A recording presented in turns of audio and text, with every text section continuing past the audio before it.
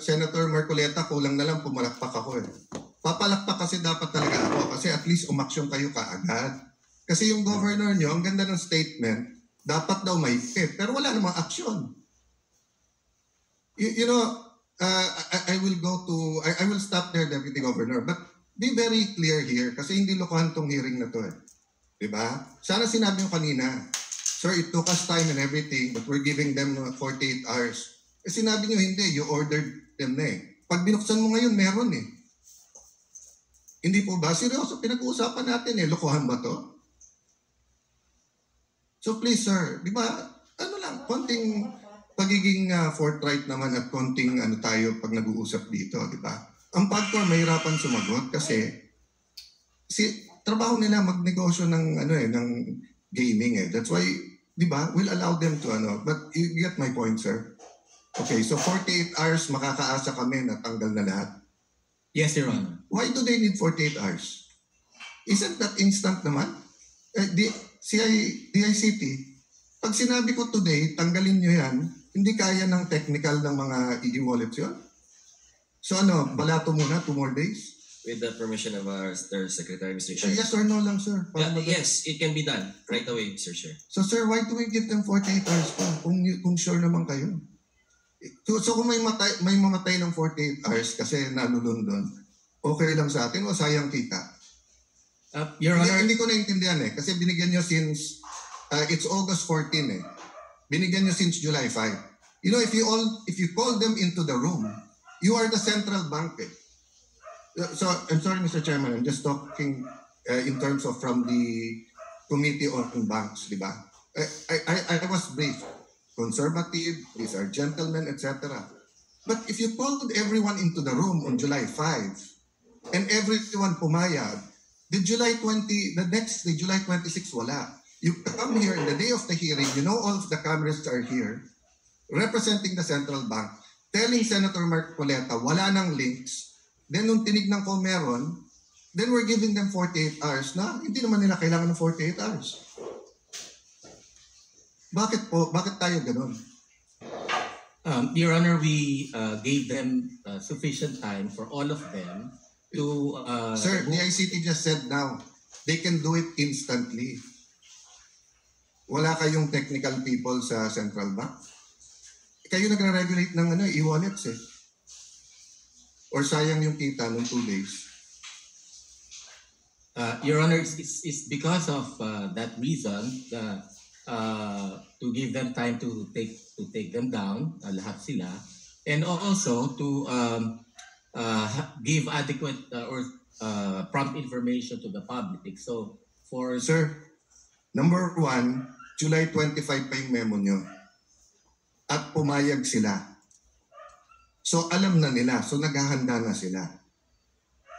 Number 2, the public, sila nga ang biktima eh. Sila ang biktima.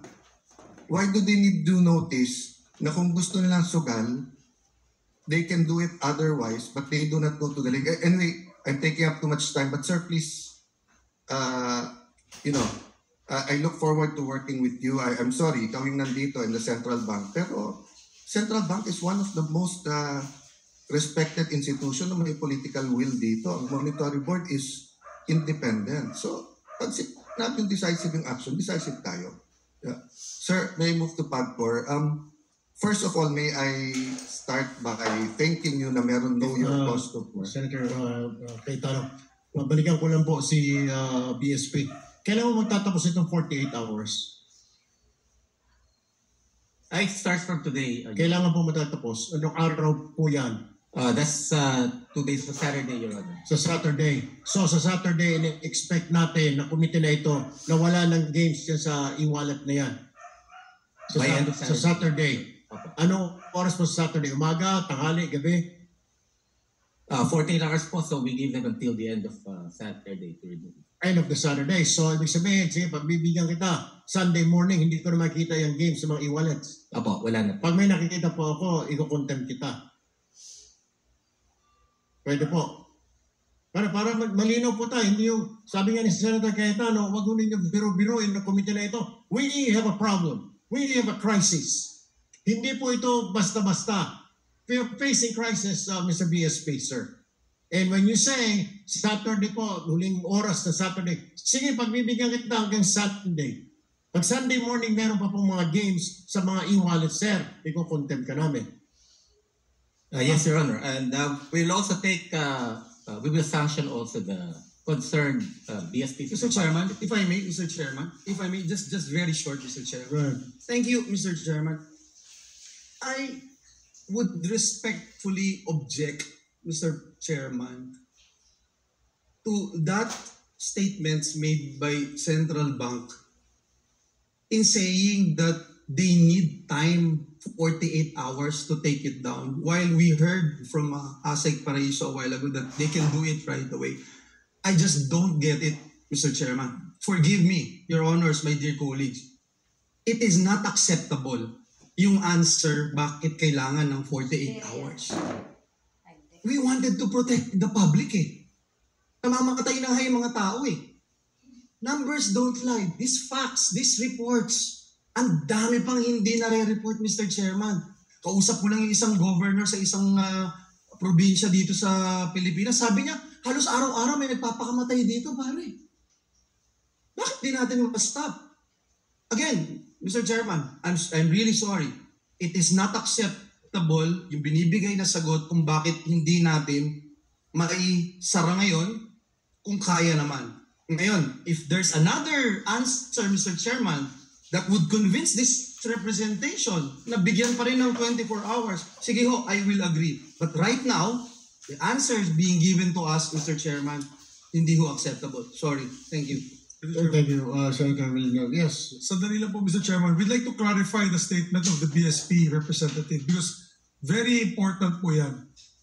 Is your statement is within 48 hours, you will ban the apps on the e-wallets or you will ban e-wallets to be utilized by these gambling operators?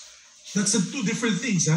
Kasi yung apps, tanggal lang yan. Ibig sabihin, walang advertising. Pag punta mo sa Gcash o PayMaya, hindi na lalabas yun. Pero iba yan sa pinagbabawal nyo ng paggamit ng e-wallets sa pagbayad nitong gaming na ito. Let's clarify that. If you're saying the latter, which is to ban, then I am with you, I support you, and I congratulate you if we can do that within 48 hours. So let us clarify, Mr. Chairman, ano ba talaga? Yung pagtanggal lang ng advertising apps sa e-wallets or pagtanggal talaga ng e-wallets sa paggamit, sa pagpusta dito ng mga games na ito? Mr. Chair, it's okay. BSP Governor, what's your name, sir? Roberto Tangonan, Your Honor. Ba't kinakailangan pa ng isang araw na palugit? 48, ba't kinakalan pa ng 48 hours? Eh, sabi nga na dito, isang pindot lang yan, tapos na wala na yung apps na yan. Ba't kinakailangan palugit? Para marami pang pwedeng tumaya? Para meron pang mga kuha ng porsyento sa mga taya na yun? Mr. Chair, Sir, I'm asking may I interject? Sir, excuse me. I want him to answer my question. Senator Rafi, finish first. I want him to answer my question, Senator. Pakisagot lang po yung tanong ko. Bakit kinakailangan ng 48 hours na pwede naman gawin agad-agad? Tulad nga sinabi ni Senator Villanueva and Senator Mix, nagtataka lang kami. At si Aaron nga nagsabi, pag hindi mo makagawa yan in 48 hours, iko-contempt ka.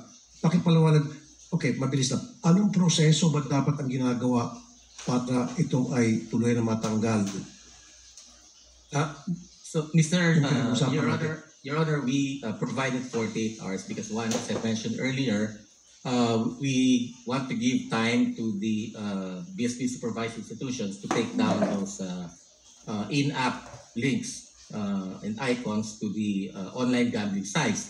The other reason, Your Honor, is so that we will also provide time for the customers, for the consumers, to withdraw their funds from the online gaming account once they learn that we are already removing the links from the BSI mobile payment applications and websites, Mr. Chair. So within that time, for consumers who may want to take their money out from their online gambling accounts, they may do so, Mr. Chair. fine, Mr. Chairman, just to clarify. So what the gentleman from the BSP is saying is bawal na gamitin ang e-wallets for online gambling. We need a categorical statement from you. Bawal or tinatanggal mo lang yung app or bawal na? We're removing the in-app links po from the Not the use. website. Not the use. Because what happens now, if they want to go into a scatter or whatever game, and it says there how to pay, using PayMaya, GCash, nandun pa yun. So are you telling us you're just taking out the app, but you're not taking out the use, being able to use that app, wallet to pay the account? Yan ang importante, sir, Mr. Chairman. Mahalaga yun, palaman ng taong bayan. So what is your answer before I will just ask my colleagues? Is this very important? Are we going to ban now the e-wallets from being utilized for online gambling payments?